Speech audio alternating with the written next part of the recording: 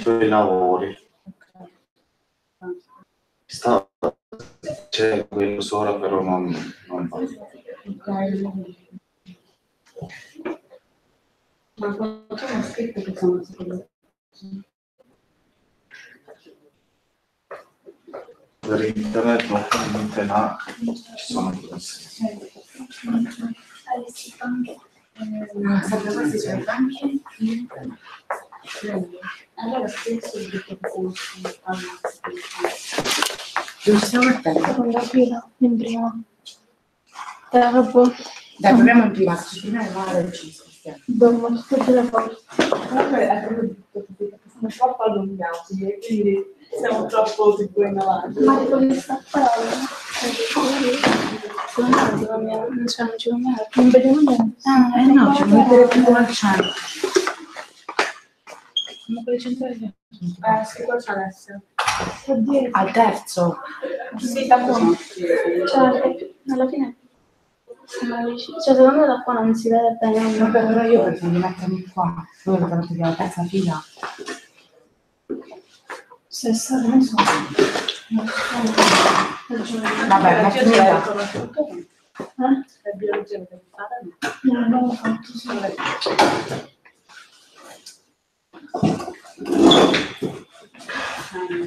Non so. Mamma mi prende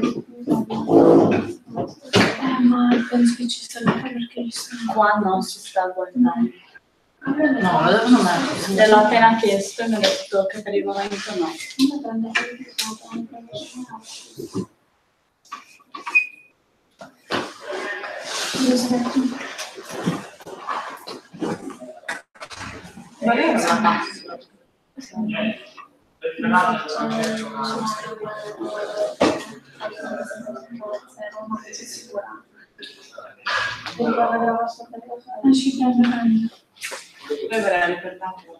CM piccolo e poi mi sa da 1 a 0.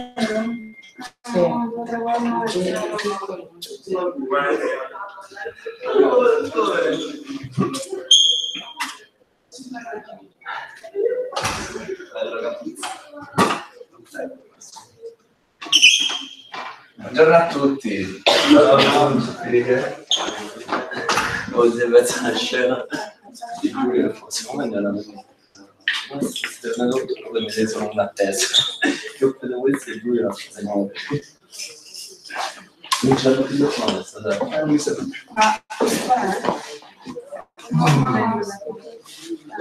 le sere sono sempre determinati, per lei mi assista rimasta.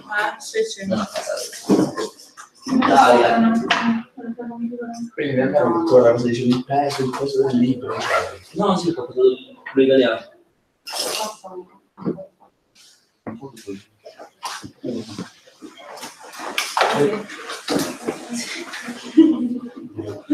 Vai. Ha detto a quanto blocco no, adesso ciao, perfetto, almeno lo guardavo, prima ha preso. Ma come? Stai spadando. Non posso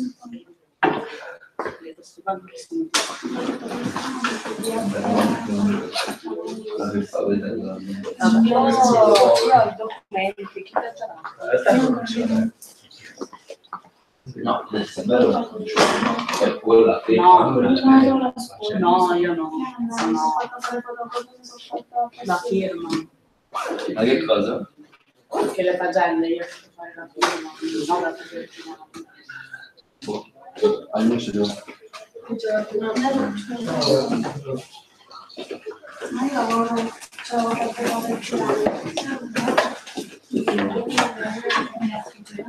non c'è il ministero, quelle vigili, quelle delle vedono, la posta circolare.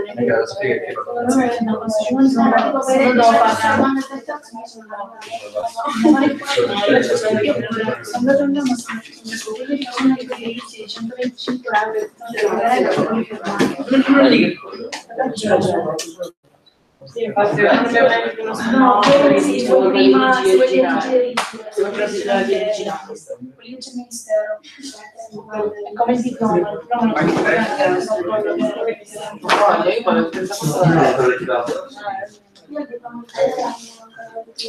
la certificazione di diploma.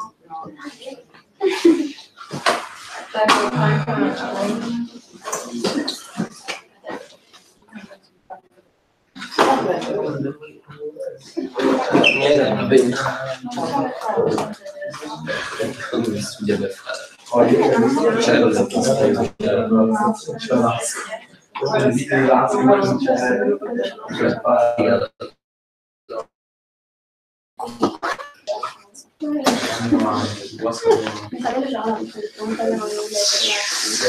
scrive. Ci sono dei menu diversi. Io sono Benissimo. Non sposo come altro.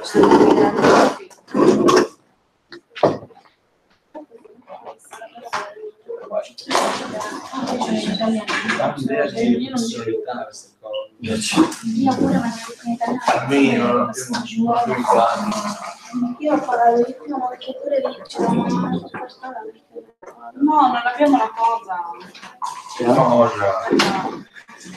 cosa non abbiamo?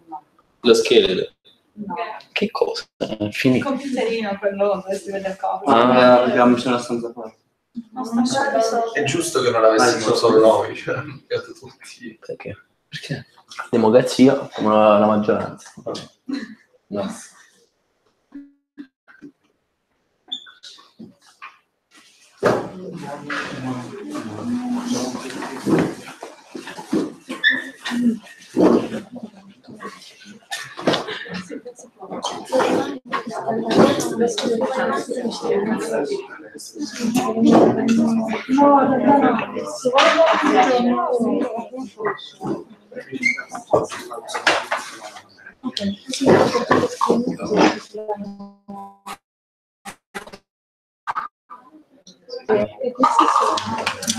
sì, io sono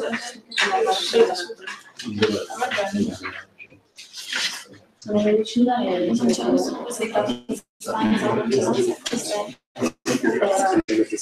ma un po' e poi loro prenderanno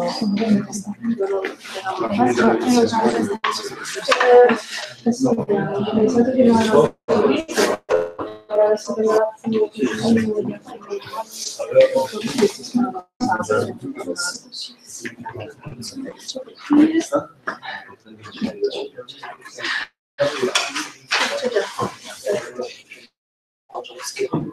allora io questa telecamera che inquadra il schermo e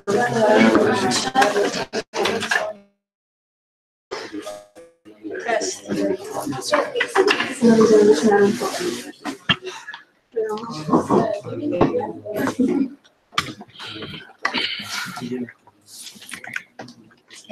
Dà fastidio?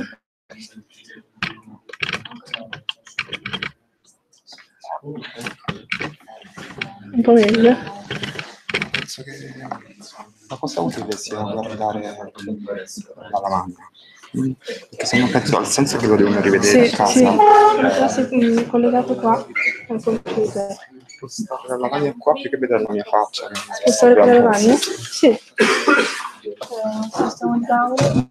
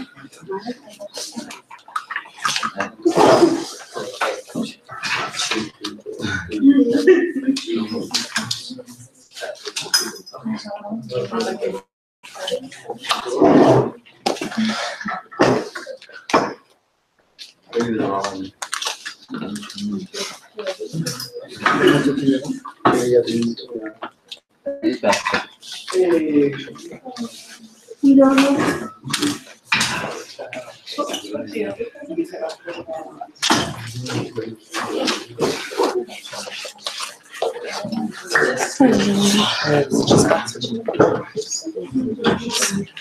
Attacchiamo questo? Sì, certo.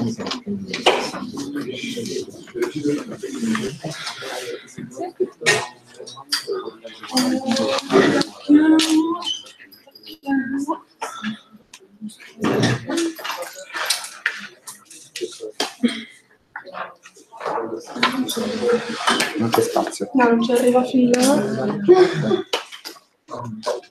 Nessuno, troppo lontanino. Sono anche dall'altra parte. Non che la appoggio più per lui. Sì, va benissimo.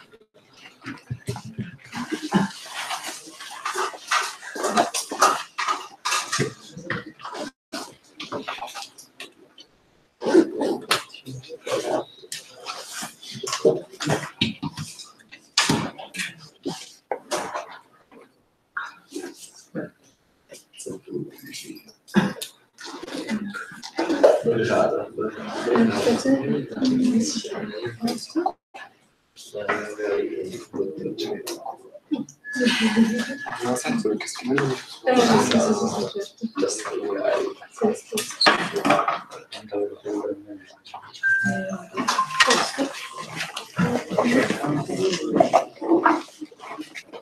Ragazzi, poi quando sono qua, li lasciamo qua.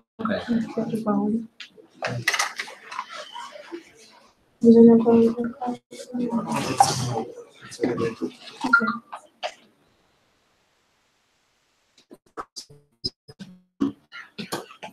Per scolare.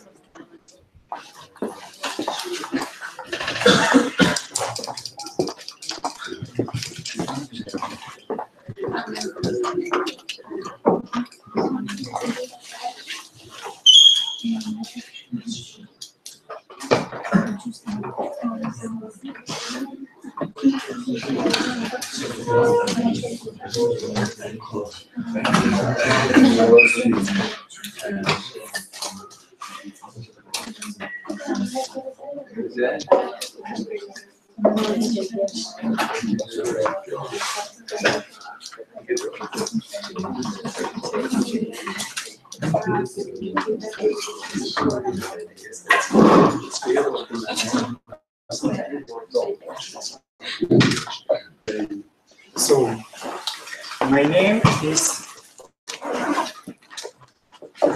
Mariano Stornaiolo.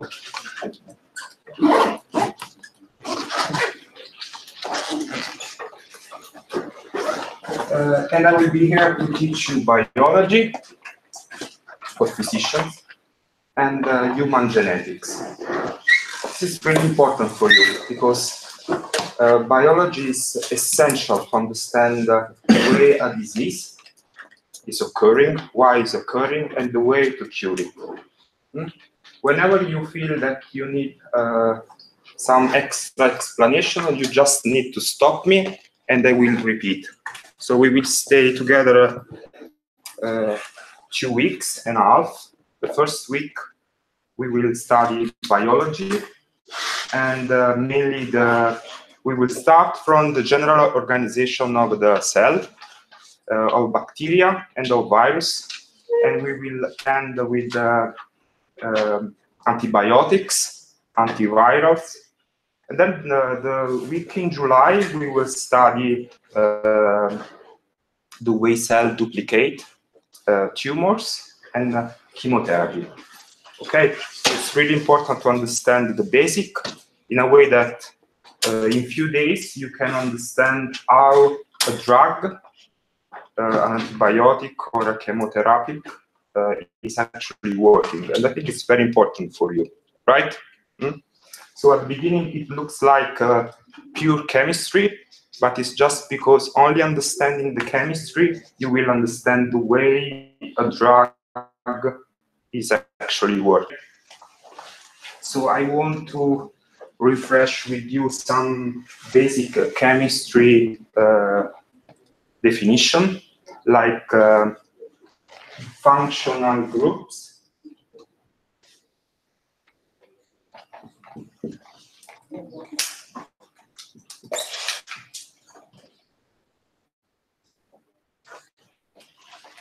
So it's basically the way we call a group of atoms that are linked to each other. So I'm pretty sure you already studied in chemistry, but here is simple because in the cell, in human cell, and also in bacteria and in virus, there are few atoms. The main atom is the carbon. So the chemistry of the cell is basically the chemistry of the carbon atom. Then we have oxygen, nitrogen, that's also very important, and phosphorus. Right? So any of you remember the number of electrons that the carbon atom has? 6. And you remember that these atoms, these electrons, are organized in shells. And so we could write for the carbon a sort of electronic configuration. So how the electrons are organized in electronic shells. So the general configuration for the carbon is 1s2, 2, p2, right? You remember that the level 1s is the one with the lowest energy. So we can write it like in scale. And in this shell, the carbon atom has 2 electrons with opposite spins, right? Then you have the higher level, that is the 2s. And the carbon atom has 2 electrons in this shell. And then on the 2p level, that is made by 3 different kind of orbitals, the carbon atom has 2 electrons in 2 different orbitals, the x and y, with parallel spin, right? So I'm sure you know that some movements of electrons among shells can occur, and this is called hybridization.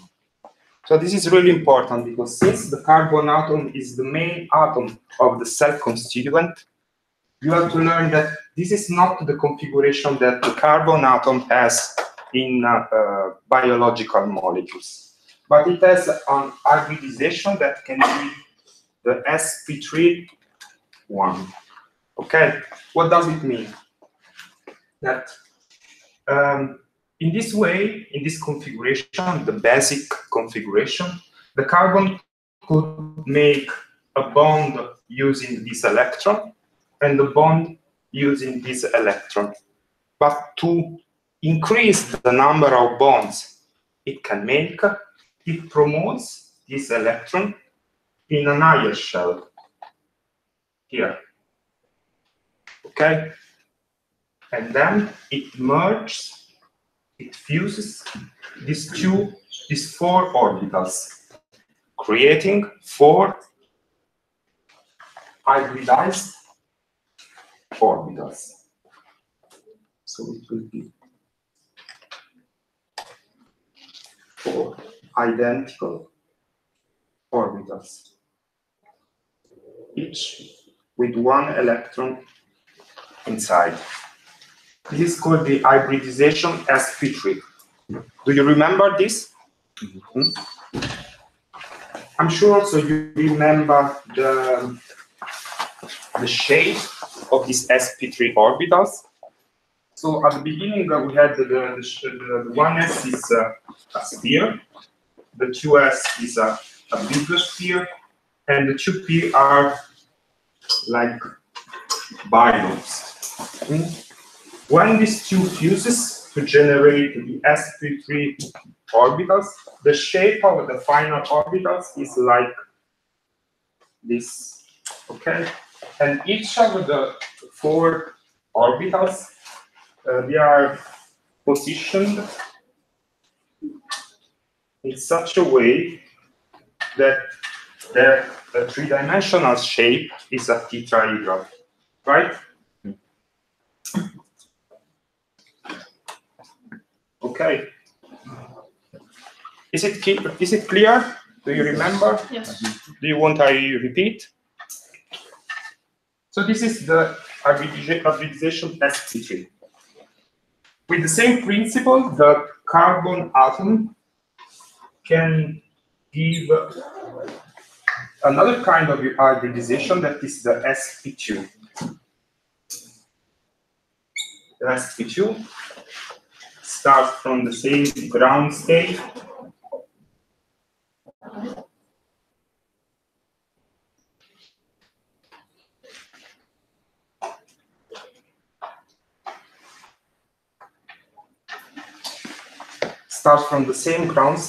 but starts from the same promotion of this electron to an higher electronic shell. But in this case, only 3 orbitals, the 2s and 2 of the 2p orbitals, merge and fuse. So we have 3 orbitals sp2 with a very similar shape, but a very different spatial organization. So they are located on a plane, right? So the orbital speed that did not merge, it's like at the beginning with the same shape, and is pointing outside the plane. So we will have 1 electron here and 3 electrons here. Is it clear? Did you study this? Okay. So basically, this is the process carbon uses to make 4 different covalent bonds, like in the molecule of methane, or double bonds.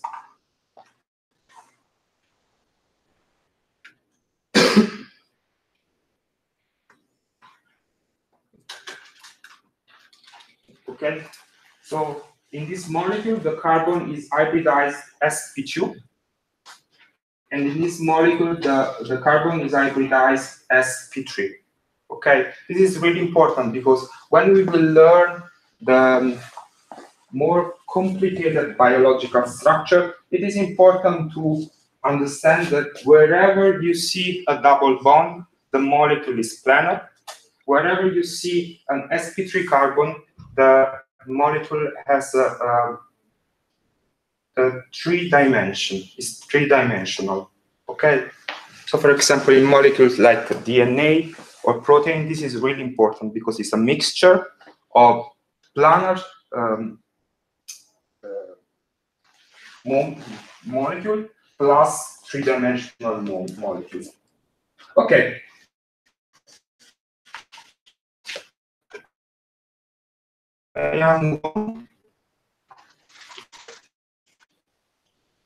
We know that we can refresh functional groups. Methyl group. So the methyl group is the simplest one, is CH3. That means to have the carbon bound to 3 hydrogen atoms and to something else.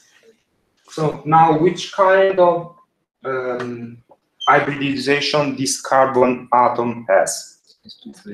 sp3. So it has a three-dimensional. Okay, it's three-dimensional. Okay, now let's move to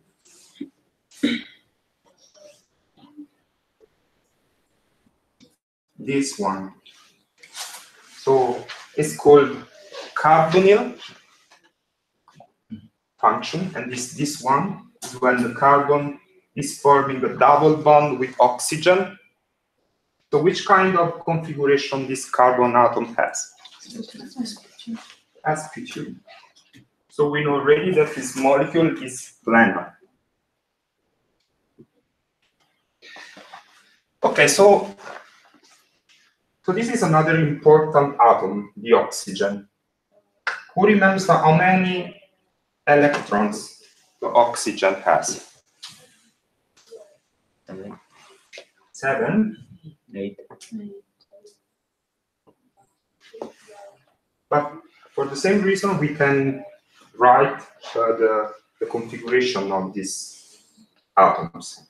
So we have still the 1s, the 2s, and the 3 2p orbitals, right?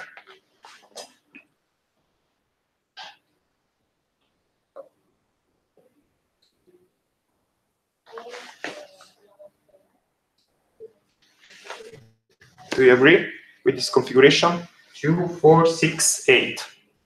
So which kind of electronic configuration the oxygen has in this molecule? It also has an sp2 configuration. Okay, so it also hybridizes these orbitals in a way that they can fit with the shape of the carbon ones. Okay, so we have also to remember that the electronegativity of carbon and oxygen is not the same. What was the electronegativity? It was the power a nucleus has in attracting electrons. Okay, so since the nucleus of oxygen is much bigger than the carbon one, it has the power, thanks to its positive charge, to attract electron. In this way, the electron that should be shared between these two atoms are actually attracted by the oxygen. Okay, so the electrons are more around the oxygen nucleus.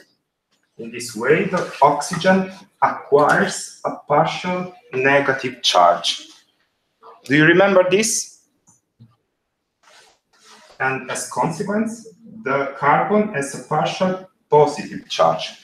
It's not a full charge, but it's a partial charge. This is really important because this functional group can make hydrogen bond that are the basic of life. Okay, so this is an aldehydic carbonylic group, but you can have also a ketone group that is like this.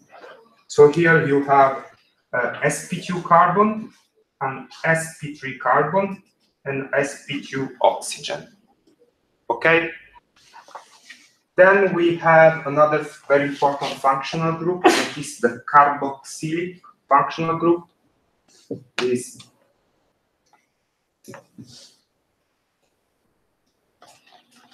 and this is really a peculiar one. So we have this carbon that is sp2, right? And we have this oxygen that is sp2. So I would expect that this molecule is planar. Okay, it's on the plane. But something very strange happens. So, and it refers to this oxygen. So the electrons of the oxygen start to form a double bond with the carbon. This is possible because the carbon is already in a configuration sp2. So for the carbon atom, it's not a big problem to form another double bond. So what does it happen is that the double bond can switch between the carbon atom and this oxygen, or the carbon atom and this other oxygen. So we can write down, it's called a resonance structure, when is shared between two different oxygen. Did you ever seen this? Right? So what's the consequence of this? Is that since this oxygen atom can form a partial double bond with the carbon atom, this hydrogen is loose. It's not really strongly and tightly attached to the oxygen. So it moves out, becoming a proton. Right? So this means that this functional moiety is acid. Acid is something that can release protons. Okay? The last one I want to see with you is the amine group. Is R and H2. So here the nitrogen has an sp3 configuration. The only difference is that in one of the sp3 orbital, it has a doublet of electrons that are called non-bonding electrons. This doublet couple of electrons can easily bind protons. And why? Because the proton, which kind of electronic configuration has? The proton, H, the easiest one. So hydrogen, how many electrons has? One. So it's always the same, guys. We have to write the same scheme and calculate. So the order of energy of the shell is always the same, 2s, 2p. So if hydrogen has only one electron, where it would be? But for every atom, there is always the same law. Each atom wants to acquire the electronic configuration of the noble gas closest to it. So which is the electronic configuration of the... Okay, so the proton, so this is the hydrogen atom, and so it really would like to have a further electron to put here, right? So this is not even a hydrogen, this is a proton. So nitrogen who has lost his electron. So what is the electronic configuration of this proton? It's just a proton, so it does not have any electron. So it's 1s0. Right? So how many electrons does this proton need to acquire the electronic configuration of the noble gas closest to it? 2. So which atom can give it 2 electrons to share and let it acquire the configuration it really craves for? The nitrogen. So the nitrogen has these 2 electrons who can hydrogen this possibility. Dative bond or acid-base bond, right? And it acquires a positive charge. Okay. Do you want to repeat this part? No? And no, we will repeat it later. Okay.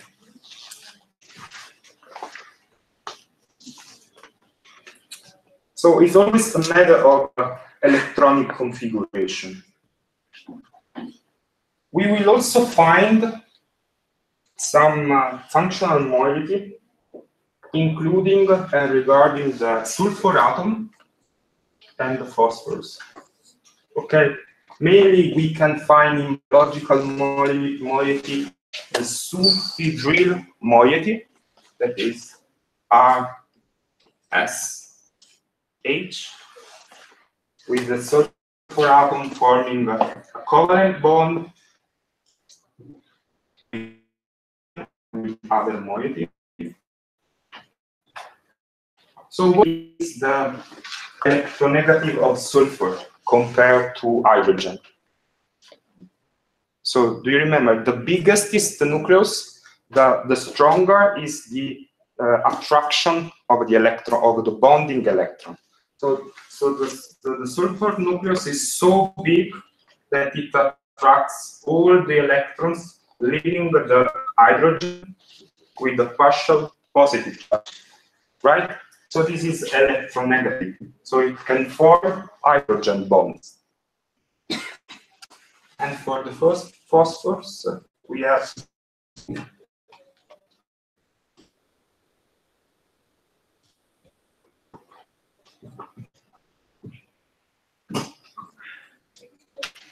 so the phosphorus is another very big atom. So it's also very electronegative. So you can have a real charge on this phosphorus functional group. This is less common, but also very, very important. Okay, I think we can. So we have maybe in the afternoon the need to refresh this moiety in a way that when we discuss about biological moiety, we can easily explain using the right nomenclature. So was for the exam to use the right word. So what we will learn in this part of the course, how a cell is organized. So what is the cell? The cell is the functional unit of human beings. It's the functional unit of all living things. Okay? So it's like a brick of a wall. Our tissues are made up of cells, our organs, but also bacteria are cells in shape. Viruses are not cells, are that can with cells.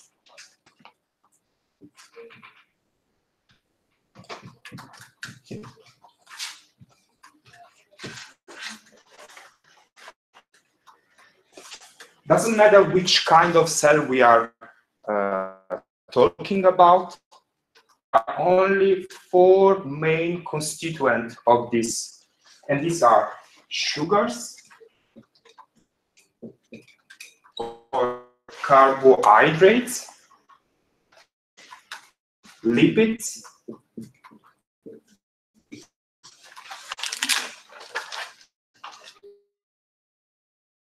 acids,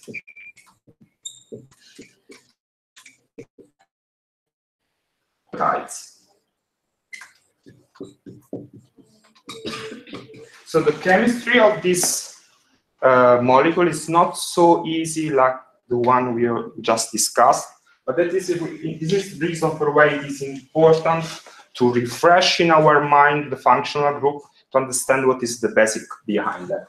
So in the first part of this course, we will learn what are carbohydrate, what is a lipid, what is an amino acid, and what is a nucleotide. And why do we want to know this? Because the cell is constituted mainly by polymers of each of these class of compounds. So the cell is mainly formed by by polysaccharides that are chain of sugars, chain of lipids, chain of amino acid. A protein is a chain of amino acid, or nucleotides. The DNA is a chain of nucleotides. So we will start learning the property of a single element of this class to then move to the property of the chain of this element.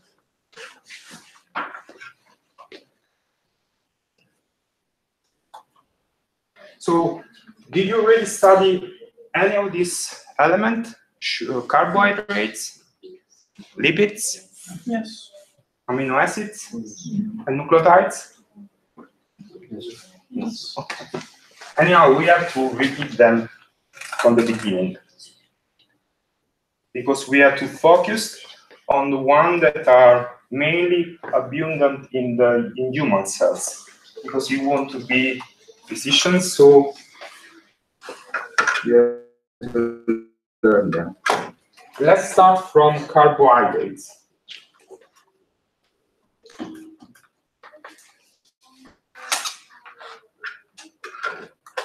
So the first rule I have to remember, and the first thing I will ask you at the exam is this.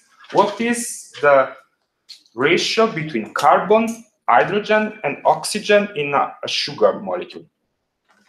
Because we know that carbohydrates are only formed by C, H, and O.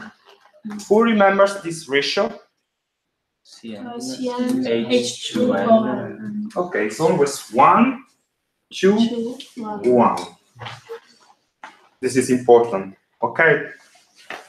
And we can have sugar based on the number of carbons. So we can have millions of carbohydrates, but actually in the cell, and this is what we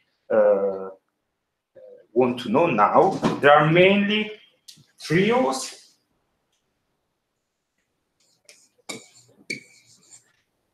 that are made by 3 carbons, pentose,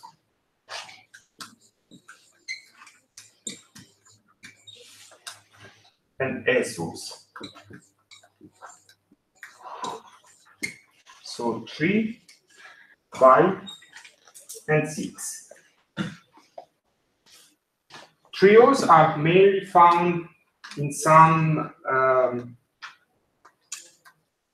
biological process like glycolysis. Pentose, for example, the ribose and the deoxyribose, that are the sugar taking part in the DNA and RNA structure, are pentose. And for example, the glucose, it's an hexose. So you did already the biochemistry course, right? So you know that glucose is really important for the glycolysis as food for our cells. But anyhow, we will refresh also glycolysis in this course, so you will have a lot of things that you already studied. But we want to refresh them and contextualize to the cell. Okay?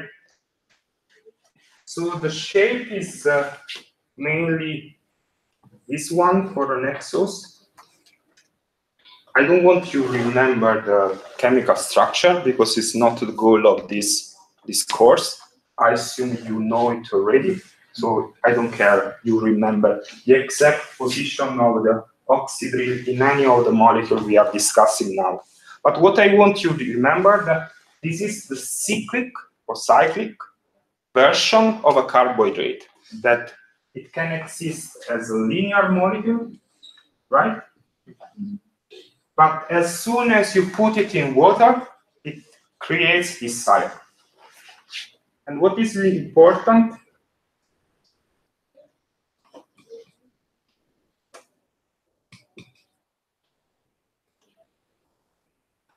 is that the numbering of the carbons is given starting from the position closest to the oxygen. And you did this number 1, 2, 3, 4, 5, and 6. And to distinguish this carbons from other carbons, you put this symbol on, okay? Prime. So this prime, 5 prime, 1 prime. This is important because when we will study DNA that is formed by sugar, nucleotides, it's really important to refer to each carbon atom in a different way from the other. So we know that we can have alpha configuration or beta configuration depending on what? Do you remember? The position of the So the relative position between the oxidryl bound to the carbon 1 and the one bound to the carbon 6. Okay, so depending if it is in the same direction or in the opposite direction, we can have alpha or beta configuration. Then we also know that we can have enantiomers of carbohydrates. Do you remember what is an enantiomer? No? It's not really easy to understand what is the function to define an enantiomer.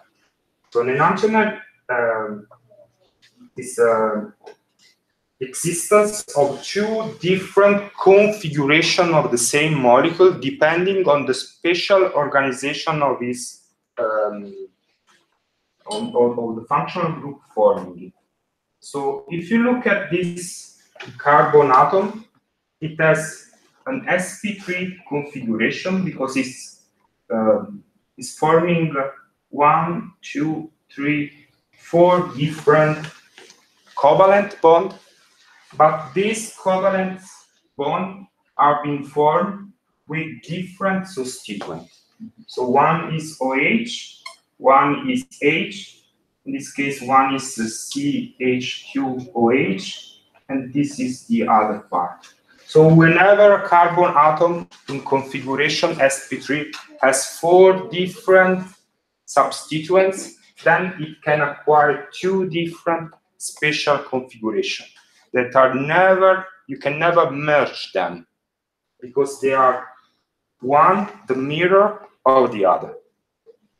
So for the sugar, we can have also this sugar and L sugar. Thanks to this asymmetry is called of this carbon. So the carbon that has 4 different substituents is called carbon alpha. And this, we say it is asymmetrical.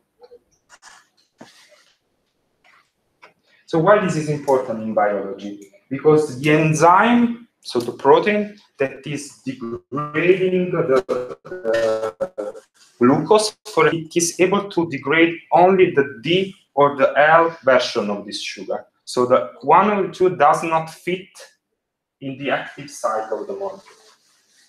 So we also want to remember that these carbohydrates can form chain.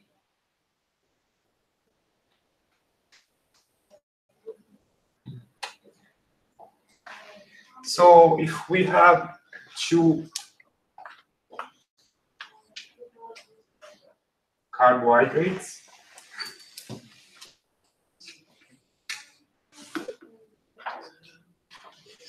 we can have alpha 1,4-glycosidic bond or beta 1,4-glycosidic bond. Did you do this? Okay, do you remember which one is alpha and which one is beta?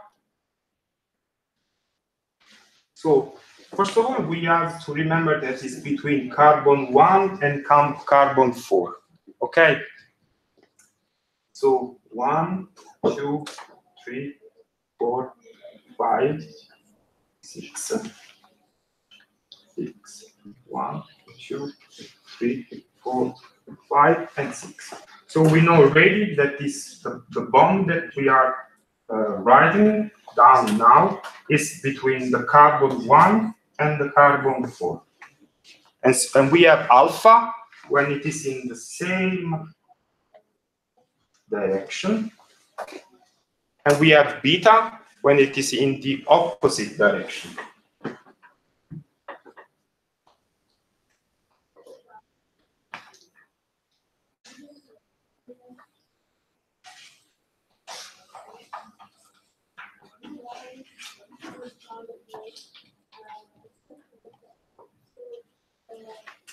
Okay, why we want to remember this?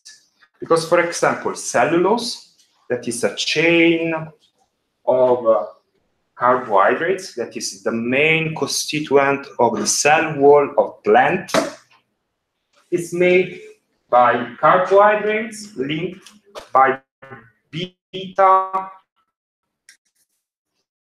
glycosidic bond.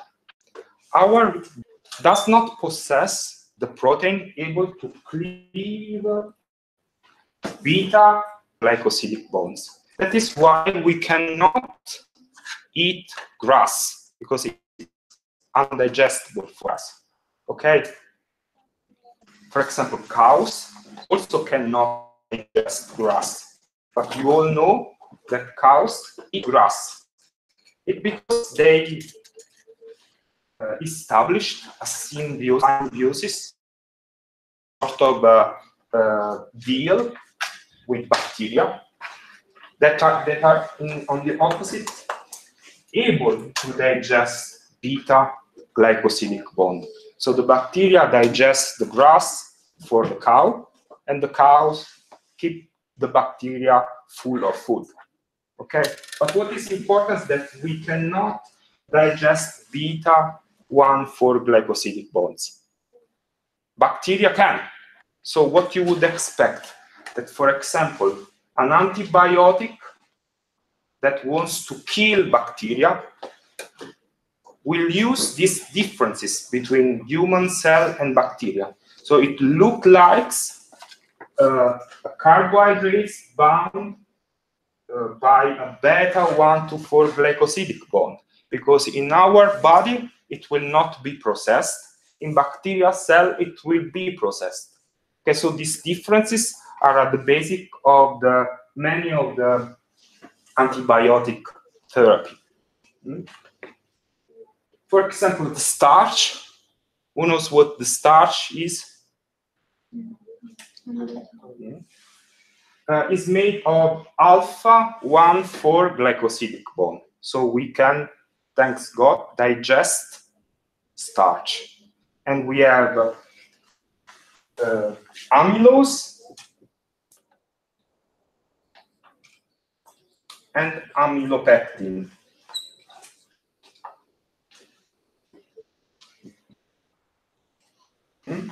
These are chain of glucose bound together by alpha 1,4-glycosidic bond. So we can have it in our diet because we can digest.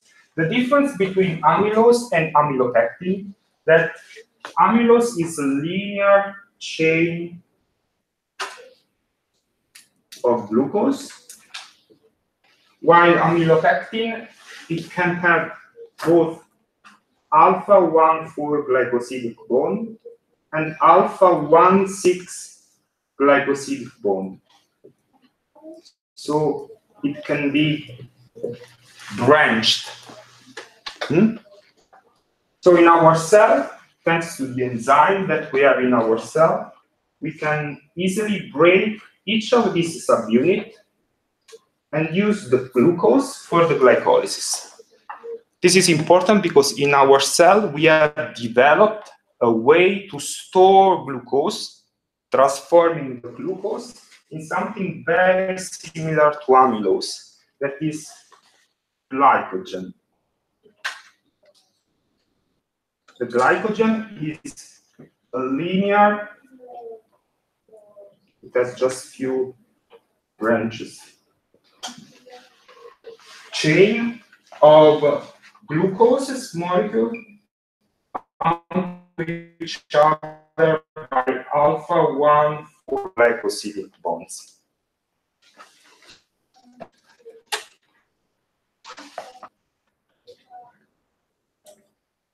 Okay. Any question about this part? Okay, then let's move on, because then we have to.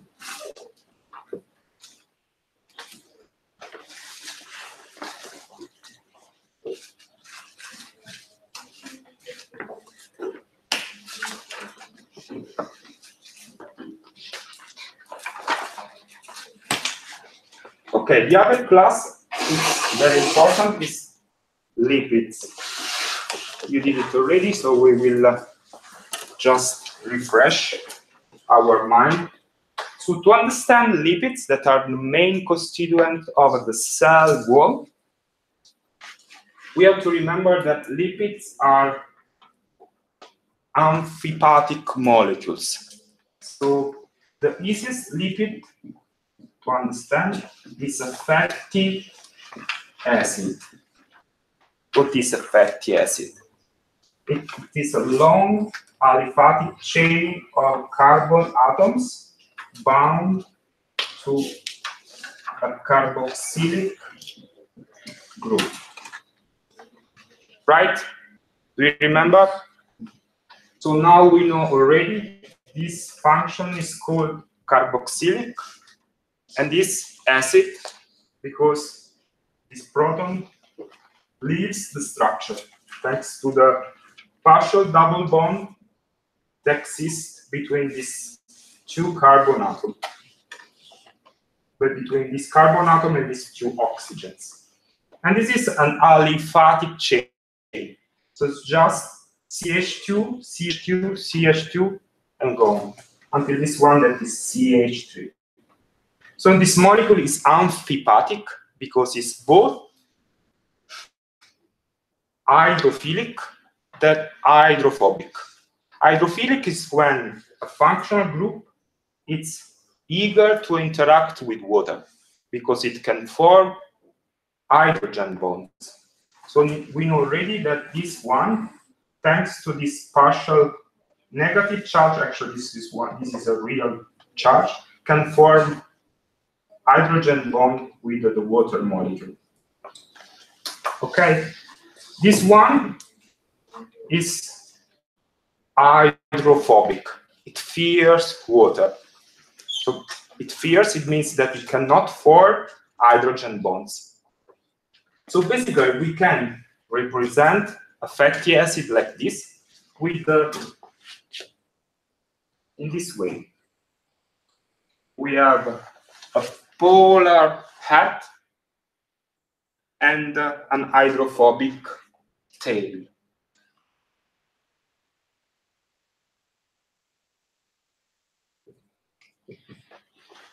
During the exam, I don't want you to remember the exact structure, for example, of palmitic acid or oleic acid, but I want you to remember that no matter which fatty acid we are looking at, we are always looking at this kind of structure because the property of the fatty acid is always the same.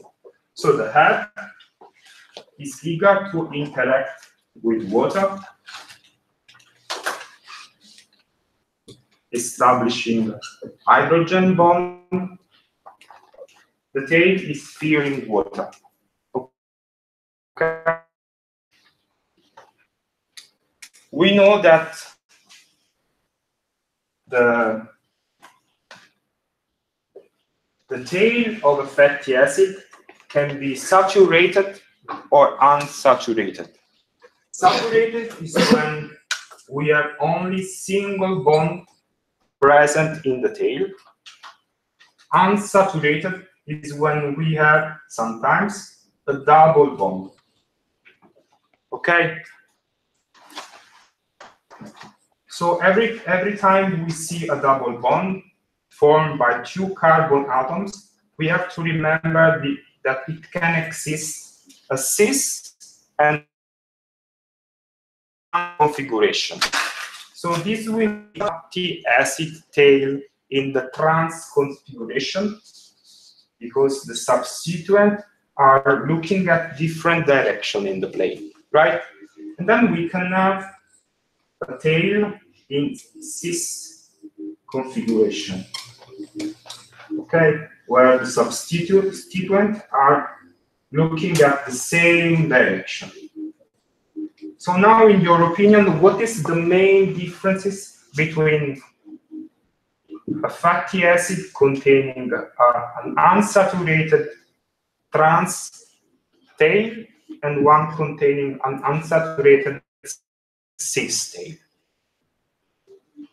You don't have to go back in your chemistry class. You have just to look at the whiteboard. What is the clear evidence between the clear difference between the two tails? The shape. This is just linear. So it doesn't matter that it has a double bond. It looks like a saturated fatty acid tail. This one is really interesting. It has a kink. And the higher the amount of cis double bond, the higher the number of kinks. Okay? So we have to remember this because cell containing fatty acid with trans disulfide bond, cis double bond, sorry, are healthier. So we have to have an intake of fatty acid enriched in unsaturated fatty acid, but the right one, the one containing cis double bonds. Okay? We will understand why.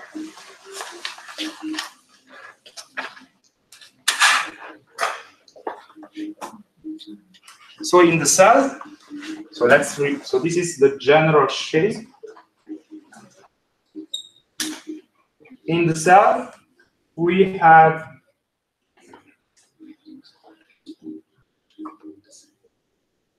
mainly phospholipids.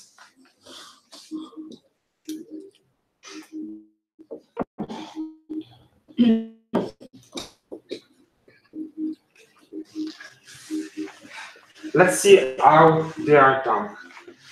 So we have two fatty acids bound to one glycerol molecule plus one hat.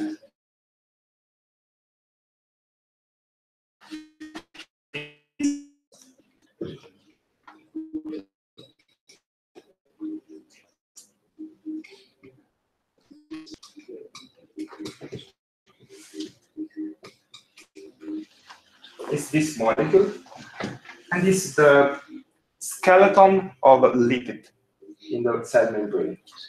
Did you ever meet this molecule? So basically, the two fatty acid forms a diester bond with two oxygen of the glycerol. And we have to take out this hydrogen. Okay?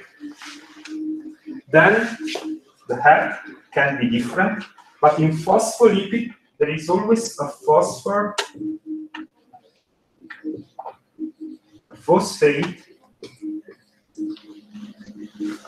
linking a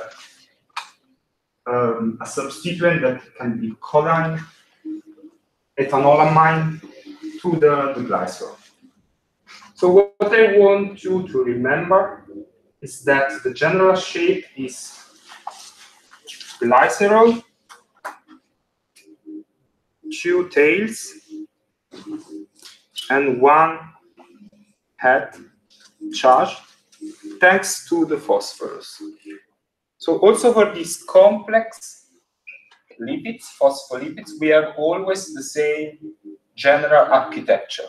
We have a polar hat that in this case is more complex, is formed by phosphate here, and two hydrophobic tail, another hydrophobic part, that's actually formed by the two hydrophobic tail.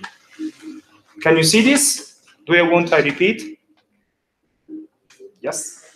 So this is the general shape of a lipid. And we understood, looking at the easiest lipid, that is the fatty acid, that they always have two parts. One hydrophobic. Now in the cell, we have fatty acid, simple like this one, but the main constituent is complex lipids. The most abundant one are phospholipids.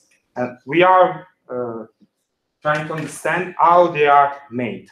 And they are made of glycerol, this one, that is linking together two fatty acids and one polar head. Okay, the two fatty acids are here, bound via a diester bond, and the phosphor is here. So it's much more complicated than the easier one, but the features of this molecule are the same. So we have a polar head and the hydrophobic tail. Okay.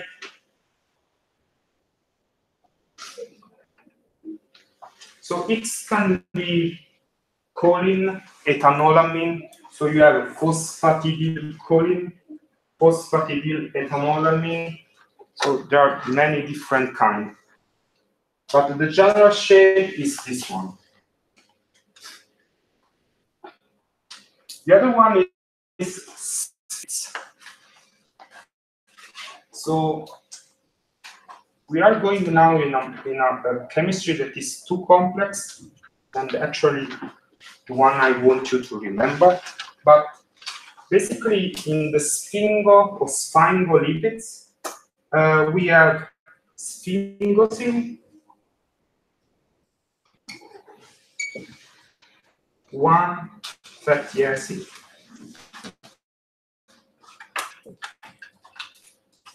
and one polar head.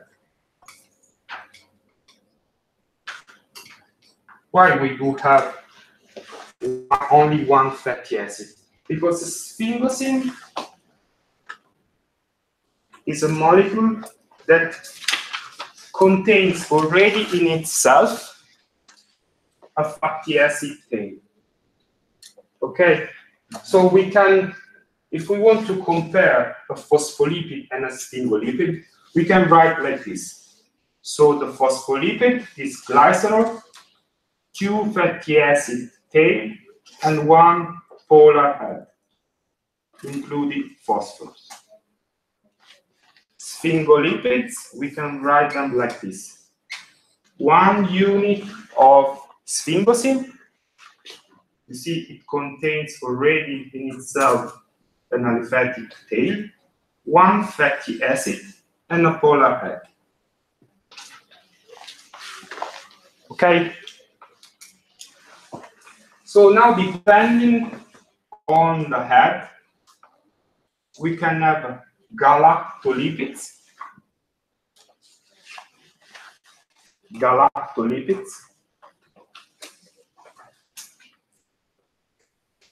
Containing in this position sugars.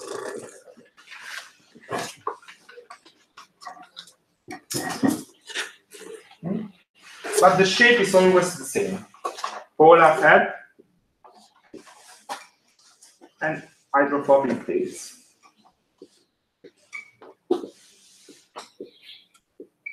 Okay.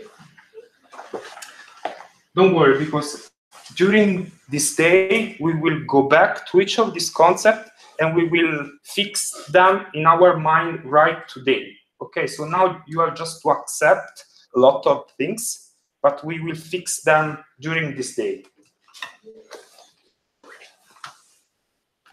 So what we have to understand now, and it's really important, how a lipid like this behave when it is put in water. What's the time? We have to have a break now. 9. It's 9 o'clock. No, 10. it's possible. 10. 10. So usually, when do you have a break? At 10:30? or 11? Okay, so we can. So don't worry to write down. I made for you a sort of scheme to learn, and it's not just words. They are full of the same identical pictures I'm writing now on the whiteboard. So don't stress up writing everything, because everything will be written, and I want you just to understand. And at the end and in the afternoon, we will just make sure we understood everything, and we also practice. We will practice for the exam that will be at the end on Wednesday next week. Okay, so I would not be afraid. We'll just enjoy. Okay, so let's imagine what can happen if you take this lipid and you put it in water, or in a glass of water. So all the water molecules will start to interact with the polar head, while the hydrophobic tail will be extremely stressed because it does not like to interact with water, right? So be to find a partner to match and try to decrease the interaction between water and aliphatic hydrophobic tail. So once it finds this partner, these two lipids interact together, head to head, tail to tail, in a way that here you have the possibility to interact with water,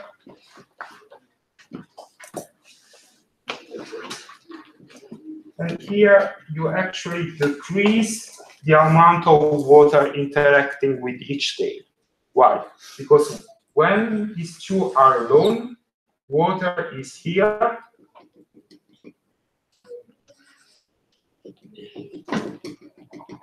When these two are together, the water here in between is absent.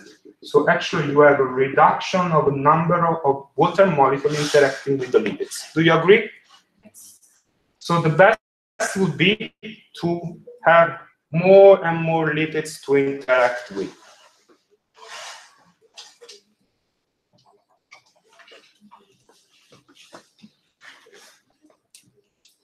This is even better, 4 lipid molecules. So if you take a bunch of lipid molecules and you put it in water, for example, fatty acid, you can get at the end is called micelles.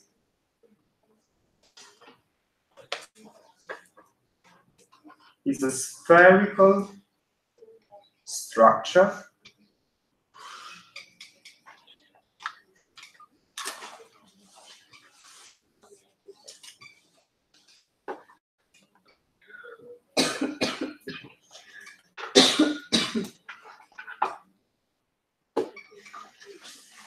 with all the hydrophilic heads looking outside the spherical structure, and all the hydrophobic tail interacting to each other in the spherical structure.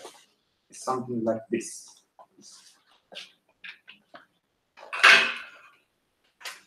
Okay, so this is called micelles, and it's a general organization of lipids, always with the same purpose, to reduce the interaction between the hydrophobic tails and water, and to increase the number of the interaction of the polar heads with the water. Did you understand what I wrote down? Yes, please. So this is called micelles. But we also said that in the cell, it's not this one, the lipid that is most abundant, but we are facing with more complex lipids. And the main difference is that the lipids of the cell, they have 2 tails. So we can, and this you will do at the exam, write them down like this. A polar head and tube tail. So if I want to make a scheme of their structure, this is more like conic, and this is not. Okay? But this is why when I put this kind of lipid in a solution, it will be a spherical micelle, because the shape fits with the formation of a sphere. If I use this one and put a bunch of this lipid in water, it will not form a micelle, because its geometry, it does not allow the formation of a closed sphere. But what we will have, you will have the formation of a plane of lipids interacting to each other. So something like this.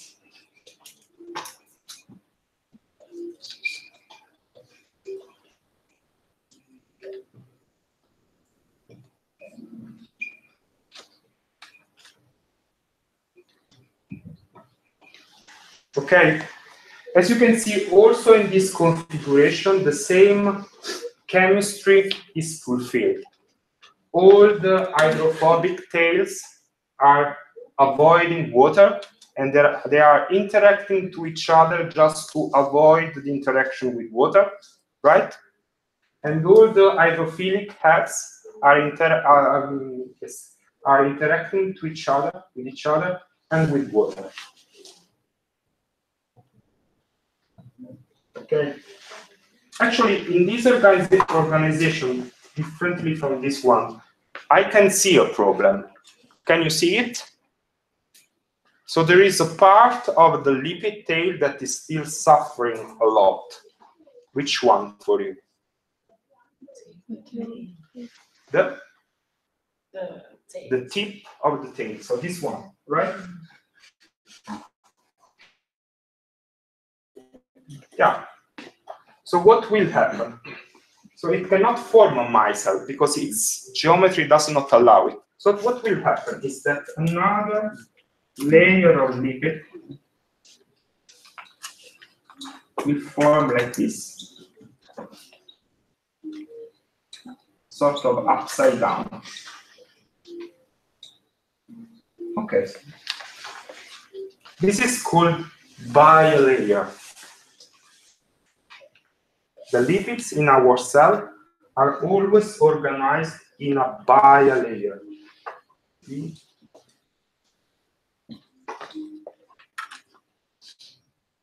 So, two series of lipids organized in an outer or inner layer, or leaflet, with the tail facing each other and close to each other to avoid interaction with water, and all heads facing two opposite sides, the outside and the inside, interacting with water. So we can extend this to a huge amount of lipids in the cell, and what you will see is the formation of a membrane.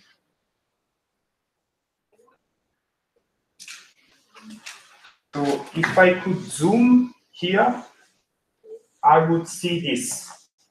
So this one is the outer part of the bilayer, and this one is of the bilayer. And if I put more inside, I would see all the hydrophobic tail bilayer. Even more, I can stand in this structure, I see a piece of chemistry suffering. Which one is for you? So in this long bilayer, the ends.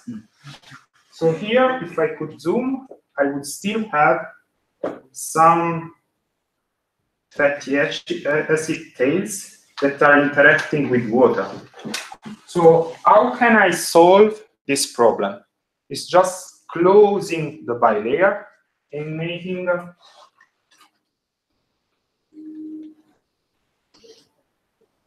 something like this.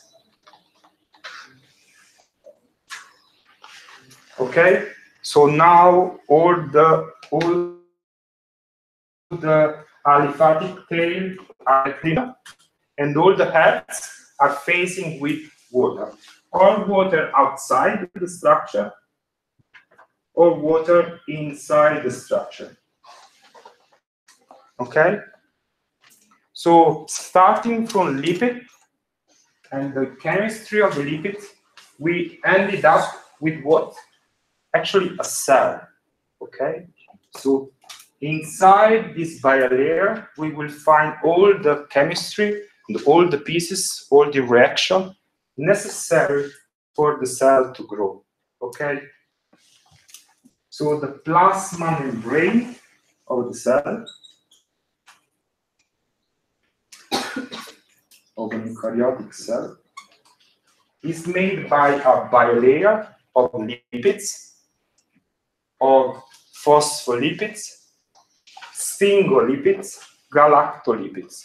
I don't have to remember what is the exact structure of each of them, but I have to remember that they are always the same chemistry. And the reason for the formation of the plasma membrane, the stability of the plasma membrane, is that we live in water, okay, in a watery environment. And the lipids hate water. So they organize themselves in structure that have the function to exclude the interaction between the lipid tail and the water. Okay? So if we would zoom here, we would find again phospholipids or sphingolipids. Doesn't matter. So the plasma membrane is like the wall of a house. Okay? So it serves to, its function is to protect the cell from the outside. It's really important. And also to keep the machinery, the biological machinery necessary for the survival of the cell inside, protected, and from a chemistry point of view, undiluted. If the cell would not have such wall, its component would just go wherever, and the identity of the cell would just be lost. So the identity of the cell is because there is a wall, like a house. There is a wall that keeps stuff inside and stuff outside. Okay? So there is another important property of the cell wall, and it's this one. If I would use a needle, for example, to break a needle, to break the plasma membrane, what would happen from a chemical point of view? Is always at the base of everything, to plasma membrane. So what would happen for you? I would have something like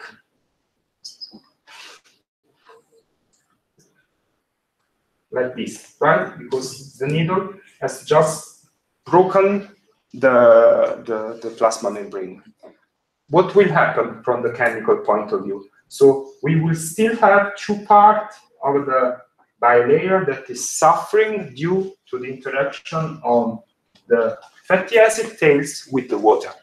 So another very important property of the plasma membrane that allowed cell to evolve is that they easily reform.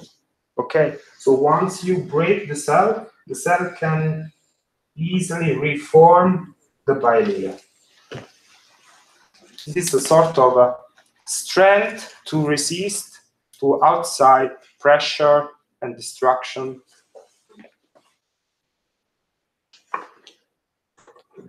Okay, of course, some of the internal content will be lost once you break it, but the formation of the flow is very, very, very fast. So the cell, in a way, it survives. So now you will see that, now we will have a break, that in the cell, human cells, we have a bilayer forming the plasma membrane of the cell, that is the exterior part of the cell. But we have also some intracellular, so that are in the inside, organelles. So some other bilayer with special function inside the cell. For example, mitochondria. Okay, so there are organelles that we will see they are necessary for the chemical reaction. The endoplasmic reticulum, an organelle that is necessary for the synthesis of fatty acids, of cholesterol, of proteins. And then we will have the nuclear envelope, that is actually an organelle that is necessary to store the DNA inside the cell. We will see each of these organelles in the next day, its function. But what I want to stress now is that each organelle is always surrounded by a bilayer, and the bilayer has the same property I discussed with you now. It's by biological lipids that are formed by polar head and two tails organized in this way, with the tail facing each other and head pointing into different directions. Okay, so usually when you have 15 minutes a break, Yes. more.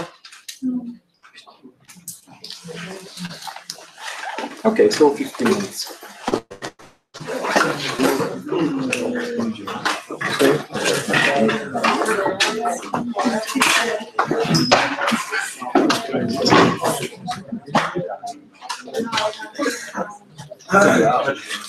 No.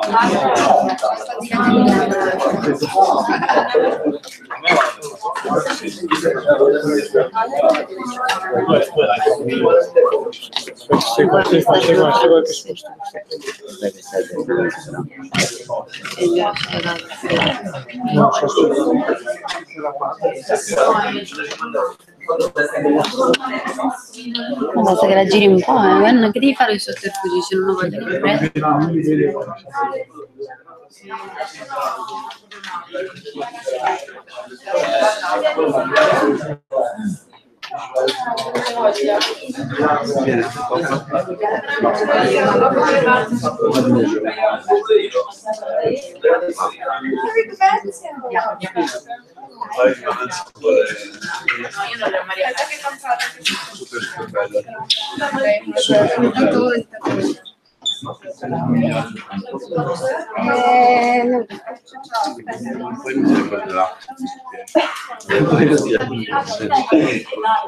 Diceva,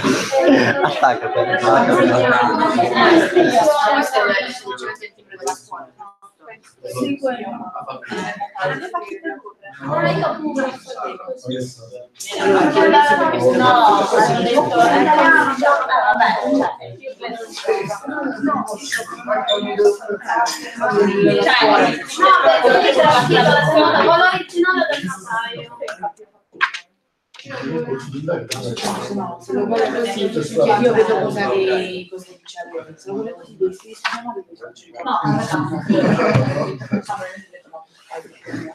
no, perché se no in originale pure trovo. O in originale sei da dove c'è scritto originale, c'è proprio che alla scuola, non è come la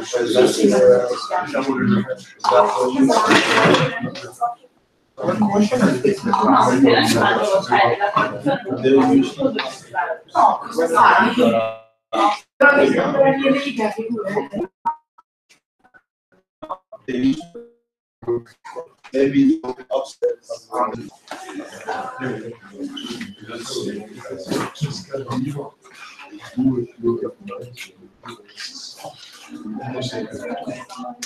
No, I've seen this.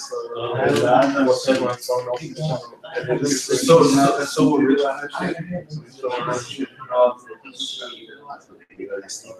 Only in the end.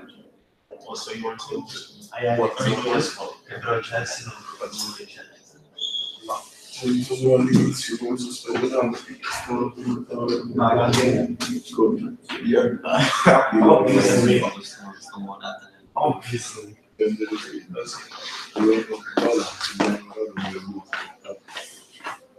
ma che sono bello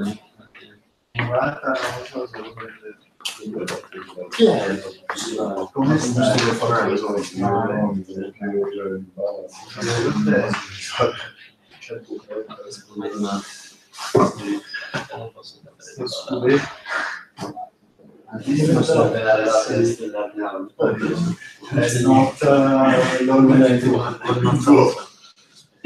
non c'ho preso sì. Sì, io perché non si era distrutta quello sì,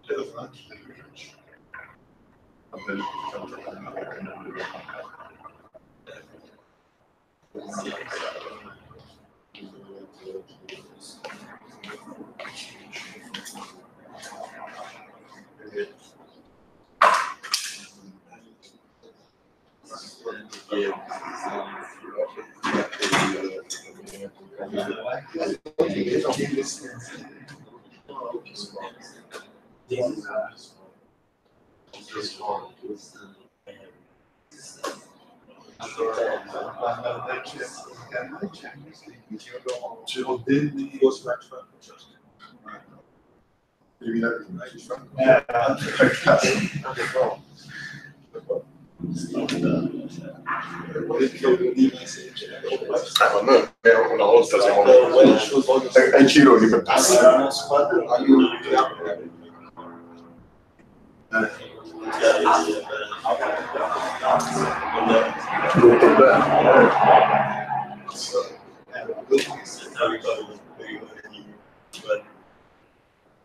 Vorrei dimenticarmi, ma lo so più esperienza.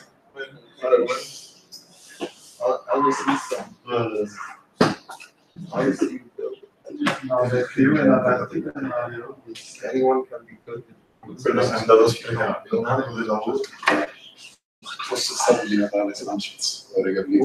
Lo spiegano per lavoro, quando non sono in netto, presidente del caso,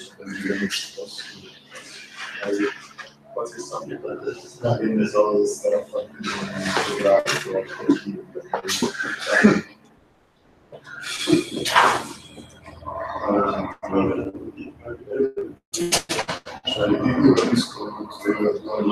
io capisco che senso.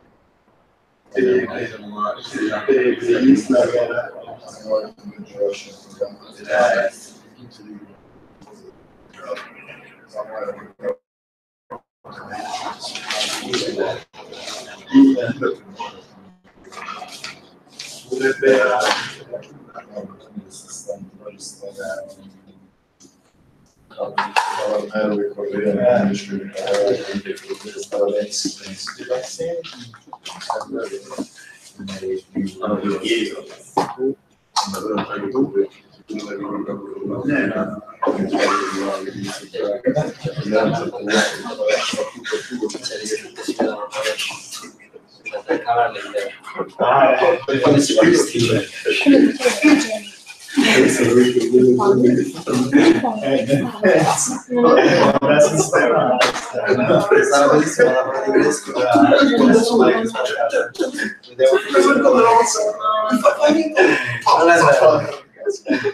capisce.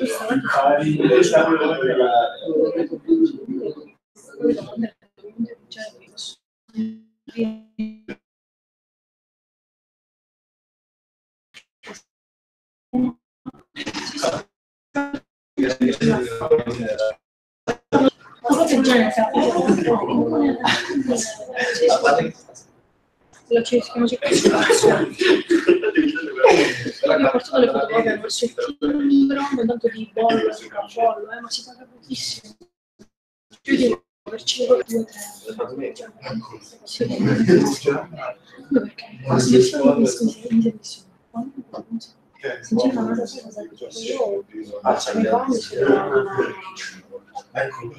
come dire, sulla piattaforma pure io avevo l'ultima sono andata a scuola me le hanno fatte tutte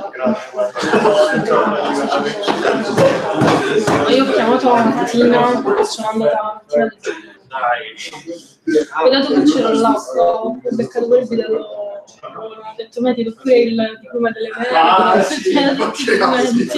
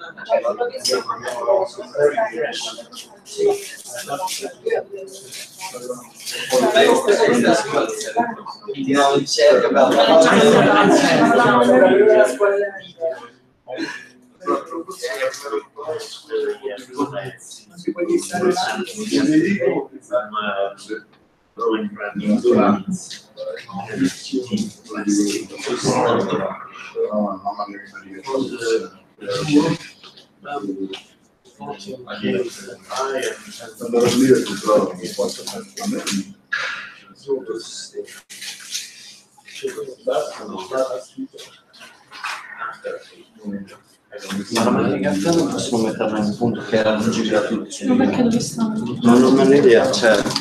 Prima la potevamo scusare. Come si fa adesso? Non è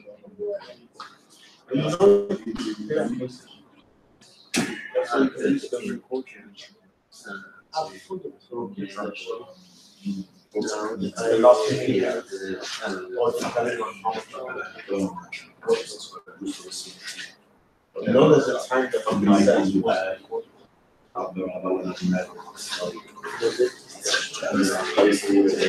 sono riuscito a combinare dalla delle aspettative era cosa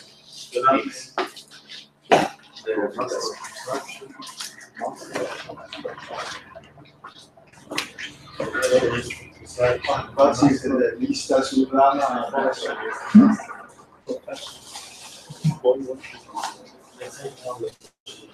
the type of the objects.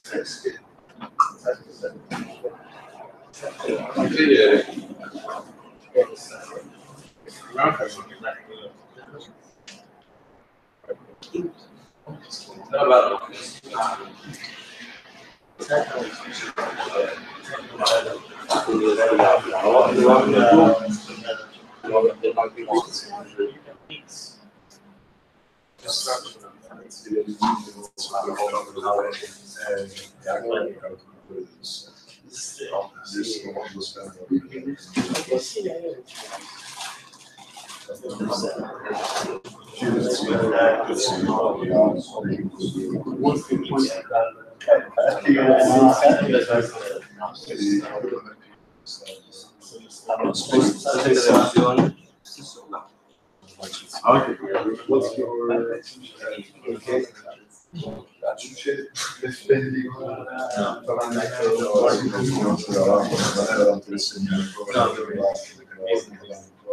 your is the same.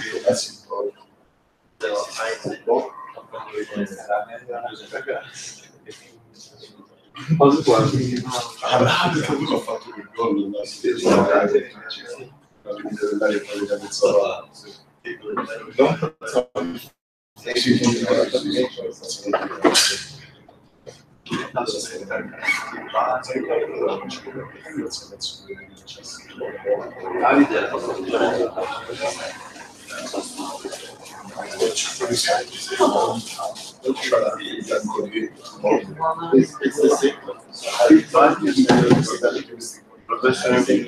magari non è letto, deve essere in fondo là.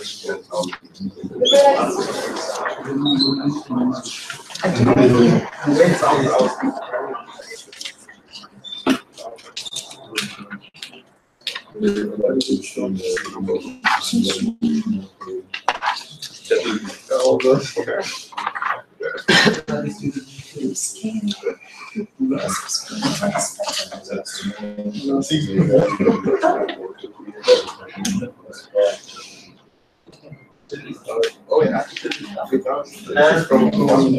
It's from a more different day. Yes.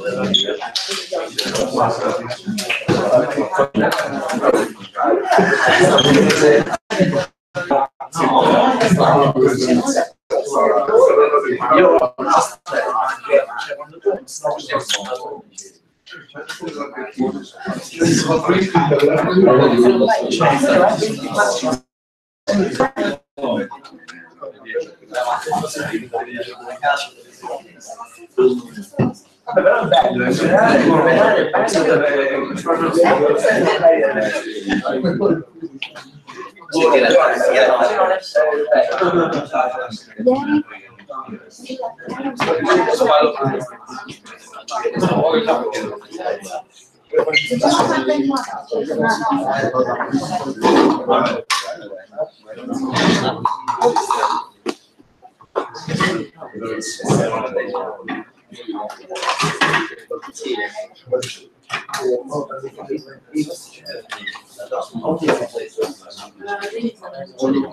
io spero che sia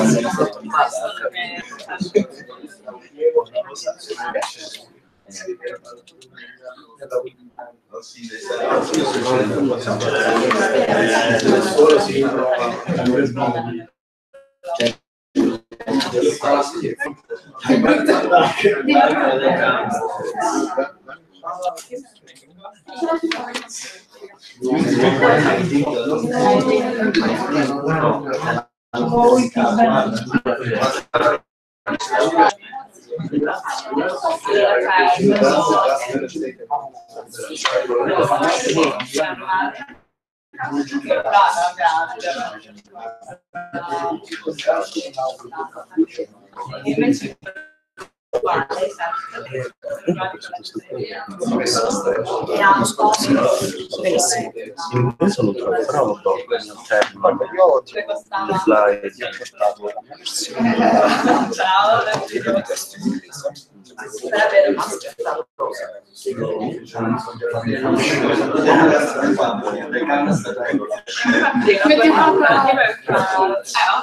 Però in realtà ti consiglio di studiare queste slide che adesso faccio io. Io volevo fare alternarmi. Va benissimo. Ok, grazie. So can we? No. So I will use this time to tell. So I took with me the main book of the course. So I will leave it here in the office upstairs. So whenever in the afternoon you want to have a look to the book, maybe just to refresh some English way to call stuff. And I have also sort of an Italian version of it. So feel free to use it in the afternoon. Of course, I will take them with me when I leave, but you will have already done the exam, so you don't need it anymore. So I would suggest you to study on the slides I prepared for you. They are not really slides in the meaning that I took them from a book and just passed them in a PowerPoint presentation, but I wrote down whatever I say, and whatever you saw now on the whiteboard. So it's a sort of a scheme more than a slide. So study from the slides. So we'll never ask anything that is not written on the slide, and also the exam, the written one, on the slides. Then you can deepen your study on the books, online. There are plenty of YouTube videos you can enjoy in the evening when you are at home. Students explain, so it will be really easy. So should we start or not? So. Okay, meanwhile I will start to write something on the whiteboard. So we have to finish with the lipids.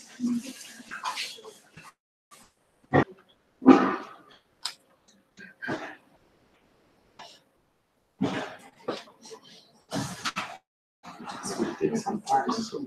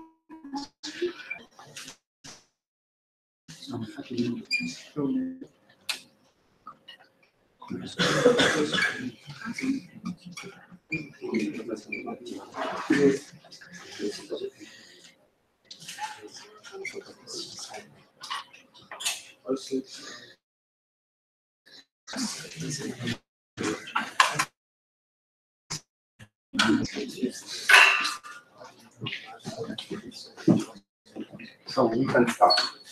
So I wrote down on the whiteboard two situations. One is a bilayer composed mainly by saturated lipids. So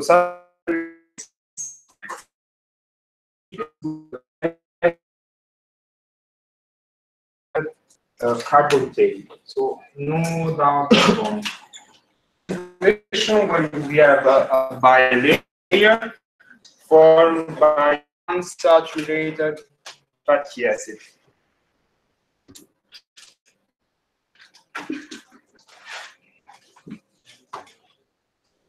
So I want to discuss with you what could be the difference between these two bilayers. Let's have a look to the picture, which is you see in here.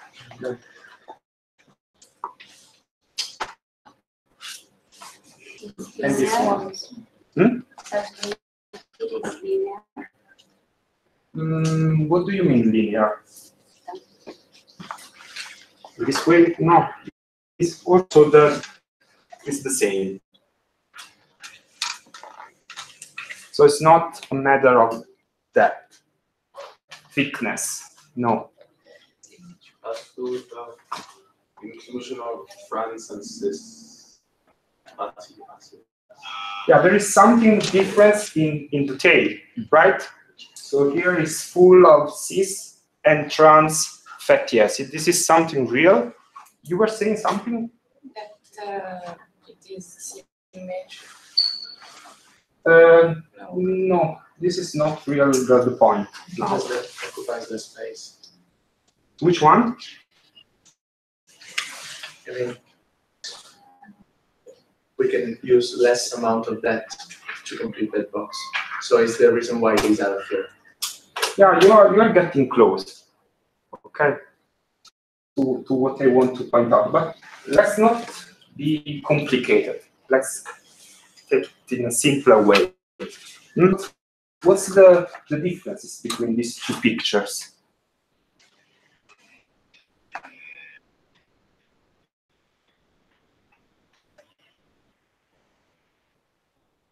So we have discussed that the bilayer is formed because in this way the tail can interact with to avoid water. Okay, so what does it happen here? So due to the kinks that are peculiar of cis-trans fatty acid tail, so here we have sort of empty spaces, right? So we are not so tightly bound, okay? So the lipids here are not tightly bound, but are more loose because the surface of interaction between two fatty acid tail is not complete, but due to the kinks, we have less interaction space. Do you agree? Okay.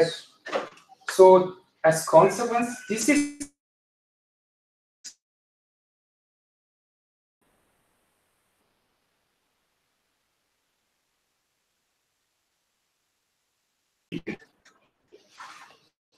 okay. So in something like fluidity.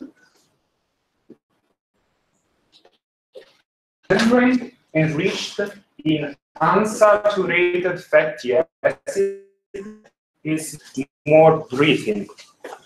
It can move, it can squeeze. So many of our cells, like for example the white blood cells, has to permeate among tissues and organs to reach the nodes, so they are jammed and pass through very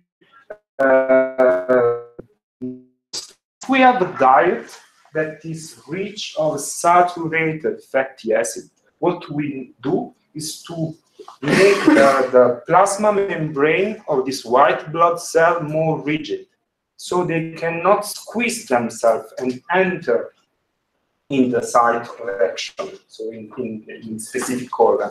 So we get healed when our diet is full of saturated fatty acid. Because this is the reason for why we always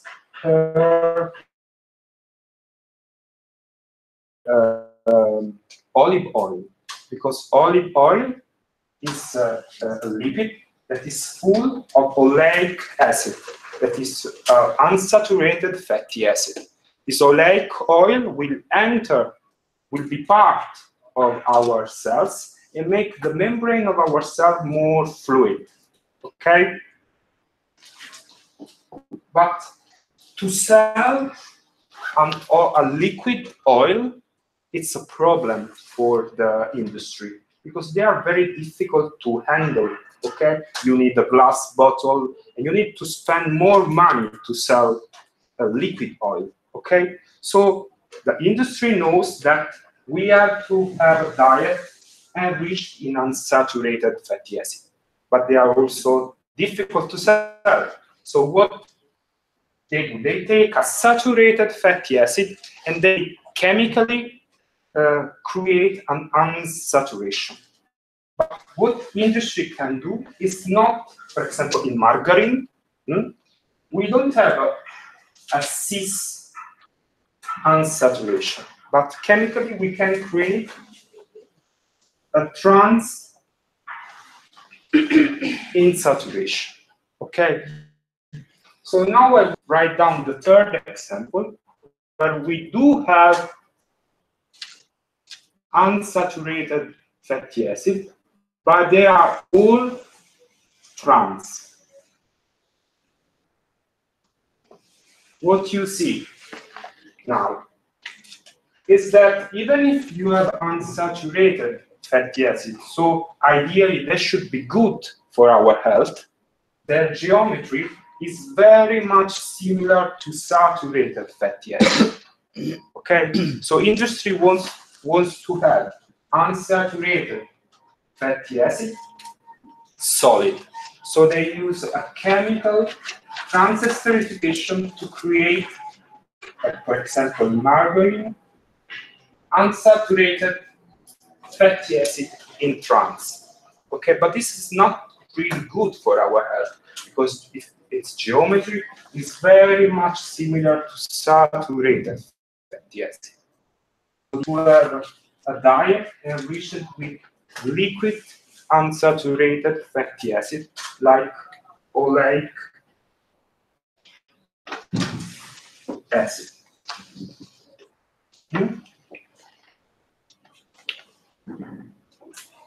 Do you agree with this point? You can imagine that it's much easier to sell a block of margarine that you can just put in a can instead to take a bottle of olive oil. Okay. Please remember that the kind of unsaturated fatty acid present in margarine, they are mostly in a trans conformation. So on the health point of view, from a health point of view, they are very much similar to saturated fatty acid. Okay. So now we will move on to the last class of hydrophobic composing our membranes that are steroids and sterols.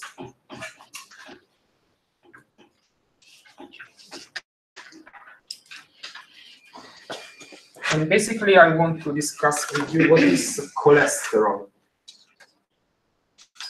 Do you know?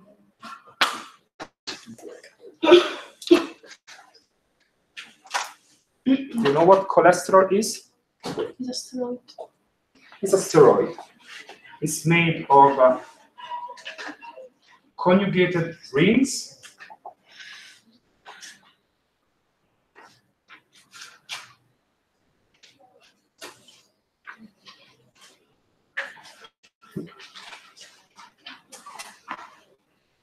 So it has this general structure. I don't want to remember the structure because we only need to know the function. It's a constituent of the plasma membrane and is classified together with lipids. Why? Because like lipids, it has a polar head and an hydrophobic tail.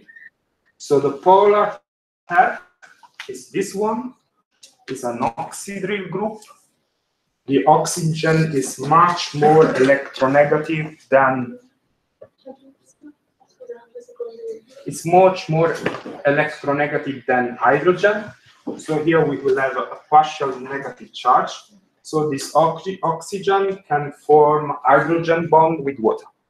And then we have this cluster of hydrophobic carbon atoms. That is the tail of the steroid. So the shape is not really the same as for the lipid. So we can depict it more like this. because the part that is far from the oxygen is more tiny. Okay, so it's planar fixed. So let's see where we can find cholesterol in our membrane.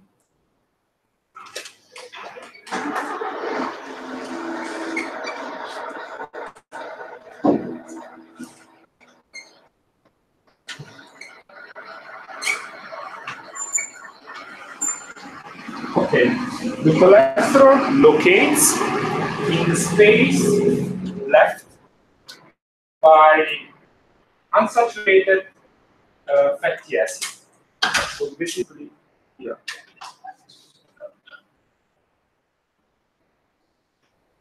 With this polar head interacting with the polar heads of the other lipids, and the tail interacting hydrophobically with the hydrophobic tails of the lipids. So actually, to have a diet enriched in unsaturated fatty acid allows the cholesterol to be immersed in the membrane and not left in the blood. So it creates the right space for cholesterol to be positioned. Cholesterol is really, really important for our cell membrane. So we know that we should not have a diet that is too much enriched in cholesterol, but we should always have a source of cholesterol in our diet because it's essential for the integrity of the membrane, for its dynamic, as we will see this afternoon. So in the plasma membrane, we have also vitamins,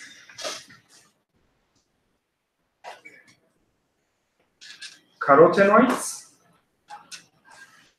are other small components, lipidic, that are present in the plasma membrane. And then we have also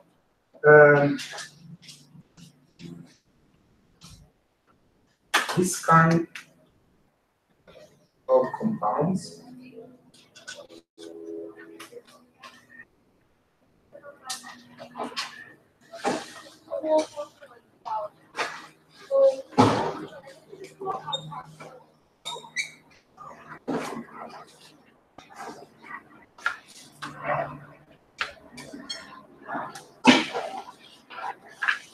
So we can discuss for me the last structure I depicted.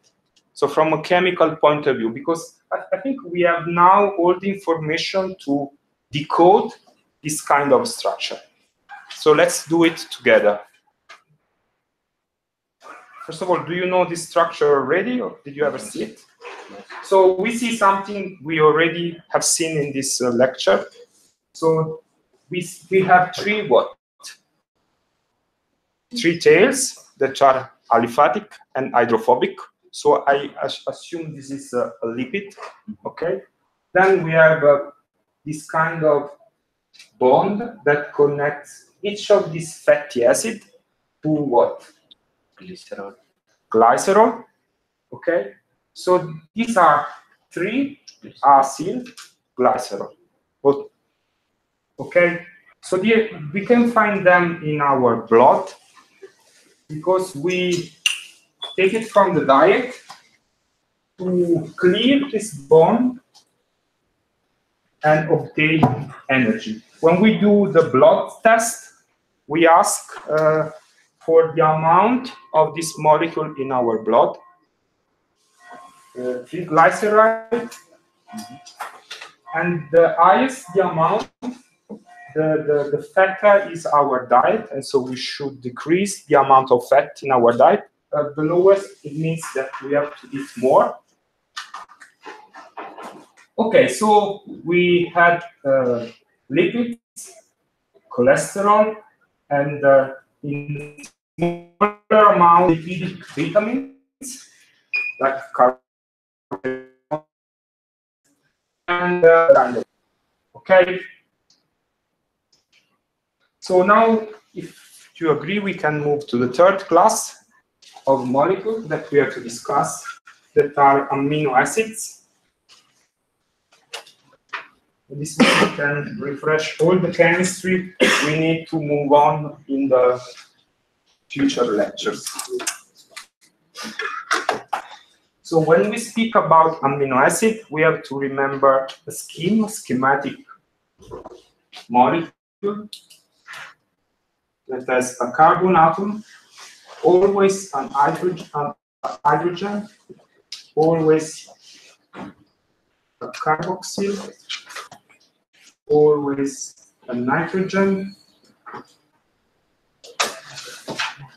and a function that can change. Did you already study amino acid? Yes. So what do we have here? We have this carbon that we call carbon alpha or alpha carbon. Which kind of electronic configuration and hybridization does it have? So this is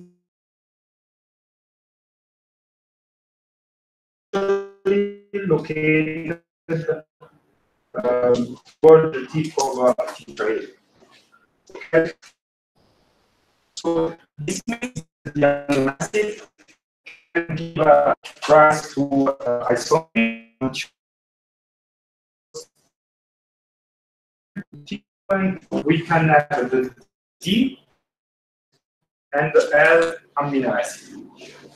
Okay.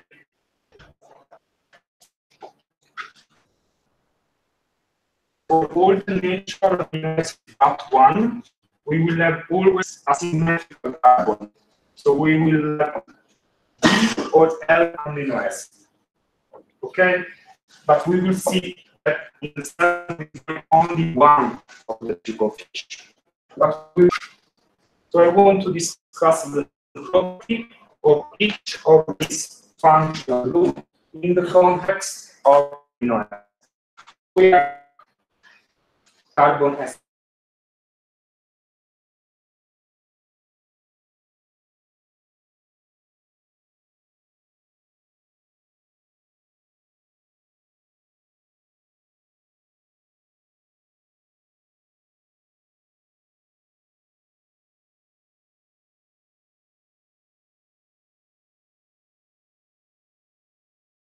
This is not the case. Okay, so I will discuss later because each amino acid has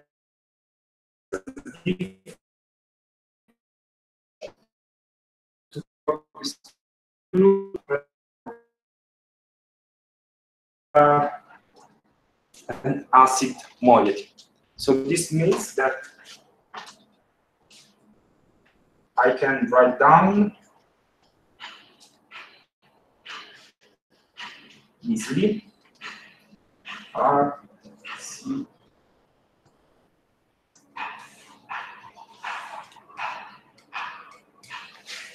right?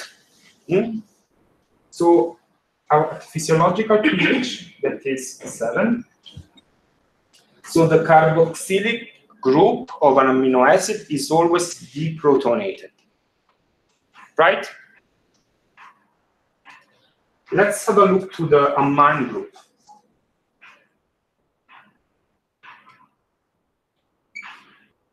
We have said that the lonely pair of electrons present on the nitrogen atom can easily form a dative bond with a proton in a way that the proton can reach the configuration of the noble gas. So at physiological pH, the amine group of an amino acid is always protonated. Okay.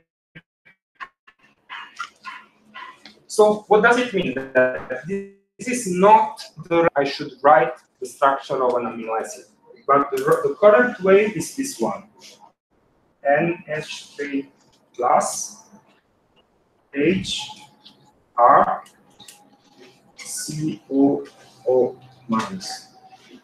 Because at physiological pH, the amine group is always protonated, the carboxylic group is always deprotonated. So since we are studying biology, so not amino acid in a glass tube, but amino acid in a cell, so we down like this.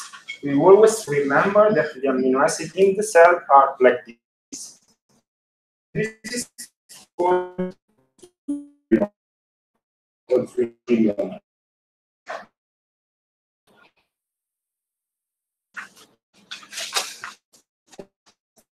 means that it has both a positive charge and a negative opposite. So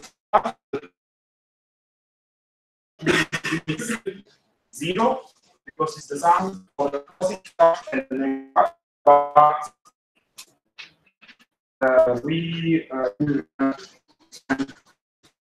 on say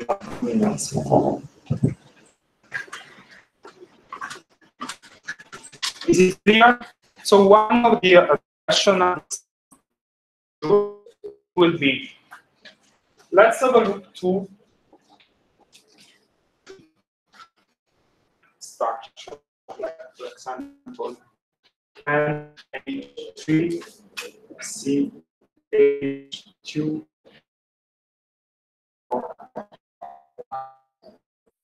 and plus H2 of OH, and H plus CH2, and more of them.